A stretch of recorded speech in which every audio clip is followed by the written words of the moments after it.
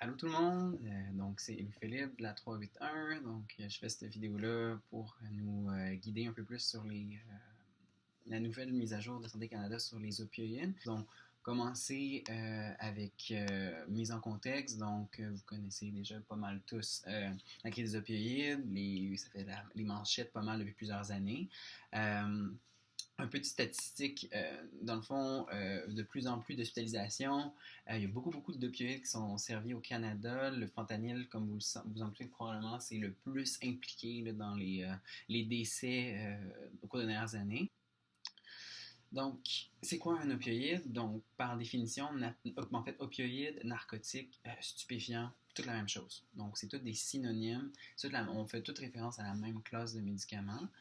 Puis, c'est des médicaments analgésiques, donc c'est-à-dire des médicaments contre la douleur. Le problème avec les opioïdes, c'est pas son effet au niveau de la douleur, c'est plus qu'on peut avoir un high avec ces médicaments-là. Puis, c'est pour ça que ça les rend susceptibles de faire un mauvais usage de ces médicaments-là, puis d'en abuser. Donc, ça, c'est la liste de tous les narcotiques. Je vous souligne ceux qu'on voit le plus souvent. Donc, à la base, c'est vraiment la morphine qui est le point central de tous ces médicaments-là. Aussi l'oxycodone qui est très prescrit. Donc, Superdol, Percodan, Percocet aussi, Oxynéo qui est plus longue action aussi. Finalement, hydromorphone, on voit souvent, Dilodid, hydromorphe-contin. Et fentanyl, on s'en doutera là, aussi, donc les times longue action. Fait que c'est quoi le problème avec ces opioïdes-là? C'est que de un, puis tout ça, c'est ça qui est écrit sur la vie de Santé Canada. Donc c'est ça que ça décrit, c'est qu'il y a beaucoup d'effets secondaires. Donc on le sait déjà, somnolence, étourdissement, constipation, nausées, vomissements, que ça ralentit pas seulement le cerveau, mais aussi l'intestin. Beaucoup d'autres problèmes aussi au niveau cardiaque, au niveau de la vision, problèmes sexuels, de sommeil, etc. Il faut faire aussi très attention chez certaines populations à risque, personnes âgées, donc aussitôt qui sont au-dessus de 65 ans, sont plus à risque de surdose. Puis les femmes enceintes, évidemment, étant donné leurs conditions particulières. Puis aussi, le problème, c'est pas juste lors c'est aussi une prise à long terme. Qu'est-ce que ça peut mener? On veut pas, si on prend des opioïdes de façon très régulière, il y a une tolérance qui peut s'installer. C'est-à-dire qu'on est constamment obligé d'augmenter la dose, augmenter la dose, augmenter la dose. Donc vraiment une tolérance là, aux médicaments. Veut pas, la douleur peut s'aggraver. Aussi, si on regarde portrait plus global, évidemment, ça peut mener à des problèmes de dépendance physique, donc on devient vraiment accro aux opioïdes, puis peut m'amener à la toxicomanie. Donc, l'utilisation d'opioïdes, mais sans prescription. Le meilleur exemple, c'est vraiment l'héroïne. Donc, c'est vraiment le même type de molécule, donc c'est un opioïde. Donc, ça peut mener à ce genre de problème de consommation-là. Et finalement, le majeur risque qu'on veut faire attention avec la vie Santé Canada, c'est évidemment le risque de surdose. Donc, qu'est-ce qui arrive si on fait une surdose? C'est évidemment tous les effets secondaires, mais en pire. Donc, ça va commencer avec confusion. Donc, on se sent plus très bien, on hallucine parfois, hallucination visuelle, auditive aussi, somnolence extrême. Donc là, on est rendu au point que ensuite, on dort constamment. Cette somnolence extrême-là mène au point que même nos poumons commencent à s'endormir, donc respiration lente.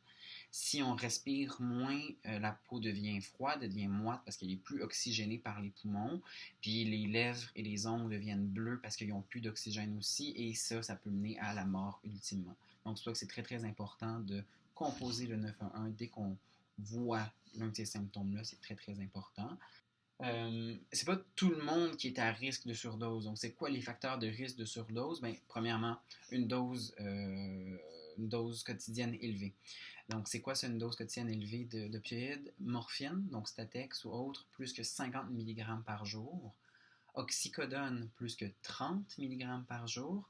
On fait attention, surtout Percocet, prescrit par les dentistes. Dès qu'on prend plus que 4 par jour, automatiquement, on est une dose élevée, il faut faire attention à ça.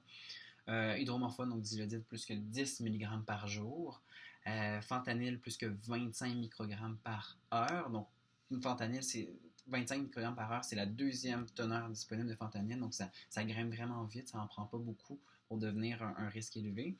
Et finalement, codéine, plus que 500 mg par 24 heures. Codéine, c'est particulier, ça prend beaucoup plus grosse dose.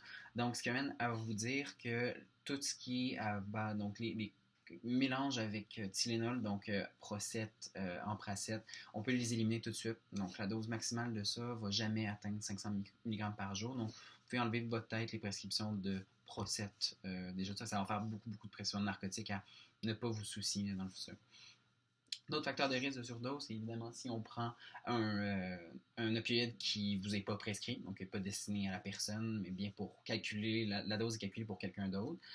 Comme on a dit tantôt, personnes âgées de plus de 65 ans. Aussi, si on prend d'autres choses qui endorment, donc sur une base régulière, d'autres choses qui endorment, l'alcool, ça l'endort beaucoup, cannabis, benzodiazépine, donc Ativan, oxazépam, clonazépam, on les connaît déjà pas mal.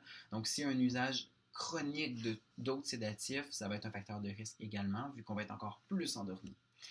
Et finalement, donc, consommation de drogues non prescrites, comme on avait dit. Autrement dit, donc tout ça, ça veut dire quoi? C'est que l'accueil va être très, très, très important pour vous. On va vraiment compter sur vous pour faire un bon screening dès l'accueil. Un peu comme on le fait déjà avec les antibiotiques. Vous faites déjà un job super pour les antibiotiques. Donc, première des choses, ça va être de détecter les narcotiques. Donc, on va mettre à chaque accueil la liste des narcotiques, puis aussi détecter quand est-ce que c'est une dose élevée. On va les mettre à l'accueil des laboratoires pour vous aider, mais à la fin, on va voir que ça revienne une habitude dans les prochaines semaines. Il va aussi falloir qu'on demande l'indication des narcotiques comme les antibiotiques. Donc, est-ce que c'est pour une chirurgie? Est-ce que c'est pour une douleur liée à un cancer? Une douleur plus chronique? Il va falloir demander ça. Et finalement, mettre à jour le dossier. Maintenant, ce qu'on va vous demander, c'est de plus demander est-ce que fumeur ou non fumeur. On va plutôt y aller plus général, surtout que le 17 octobre, maintenant, il va y avoir la légalisation du cannabis. Donc, on va plutôt vous demander de poser la question aux patients, est-ce qu'il y a une consommation régulière de 1. Tabac, 2. Alcool, 3. Cannabis. Donc, vraiment important de demander s'il y a consommation régulière d'un de ces trois éléments-là qu'on va documenter au dossier. Quand on dit régulière, donc ça exclut les gens qui prennent un verre de vin une fois ou deux par semaine au souper. Ça exclut les gens qui prennent 1 ou 2 joints de façon sociale avec leurs amis. Donc, même chose pour cigarettes, ça demeure. Donc, c'est vraiment les gens qui consomment tous les jours là, qu'on veut détecter avec ça. Maintenant, qu'est-ce qu'on fait en cas de surdose? Donc, c'est ça aussi que ça explique au niveau des avis de Santé Canada. Donc, le feuillet qu'on va distribuer, donc, je vais aussi vous former sur savoir comment l'expliquer aux patients. Donc, il faut vraiment essayer de les réveiller le plus possible. Donc, on parle fort, on crie, on le brasse pas mal pour essayer qu'il se réveille. Si ça ne fonctionne toujours pas, qu'on voit vraiment qu'il est inconscient, on compose le 911, comme on a déjà dit. Ensuite, très important pour l'administration d'un antidote, ça va être important de le placer. Parce que là, on peut prescrire les pharmaciens un antidote à une surdose d'opioïdes, qui est l'analoxone que vous connaissez déjà peut-être. Donc, ça va être important de bien placer la tête surélevée de la personne, faire une vaporisation dans une narine, et attendre pendant 2-3 minutes pour faire... si vous avez le RCR, on fait les compressions thoraciques aussi, au moins pour essayer de maintenir une certaine respiration. Autrement, s'il n'y a pas de réaction après 3 minutes, 2-3 minutes, on refait dans la deuxième narine avec la deuxième dose qui est contenue dans la boîte de Narcan.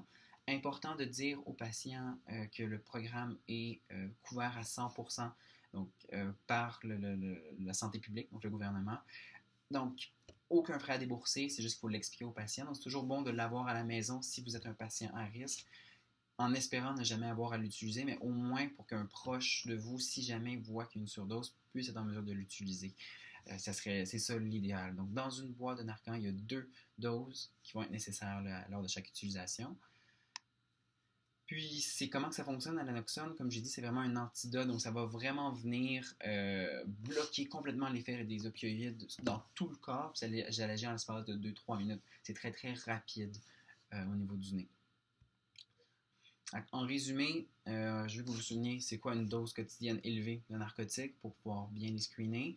L'accueil va devenir encore plus importante pour les prescriptions de narcotiques, donc détecter les prescriptions de narcotiques, comme on a dit, demander l'indication, pour quelle raison que le médecin vous a prescrit ce narcotique, et mise à jour, donc est-ce qu'il y a une consommation régulière de tabac, alcool ou cannabis qu'on va documenter. Donc, important, donc ça va être très important à partir du 20 octobre. Il va falloir aviser les patients d'avance, dès qu'on le peut, qu'il va y avoir un avis de Santé Canada, de ne pas s'inquiéter, qu'il n'y a rien qui change par rapport à leur traitement. C'est juste un avis général contre les effets des médicaments narcotiques émis par Santé Canada. Puis, offrir la prescription de naloxone, donc l'antidote, aux patients qui sont à risque. Donc, ça va vraiment être une grosse job mais qu'on vous demande. Mais les pharmaciens, on est là pour vous aider tout le temps. Fait que n'importe quand vous avez un doute, vous venez nous voir, vous nous arrêtez, ça va nous faire plaisir. Le but, c'est vraiment d'avoir un impact au niveau de la santé publique, donc vraiment avoir un bon impact au niveau de la vie des gens. Puis dites-vous que peut-être qu'en faisant un bon screening comme ça, vous allez peut-être réussir à sauver la vie de quelqu'un en espérant. Si jamais vous avez des questions là-dessus, n'hésitez jamais à m'écrire, appelez la 381 ou me texter. Ça va me faire plaisir de vous répondre. Merci beaucoup de votre écoute. Bonne journée.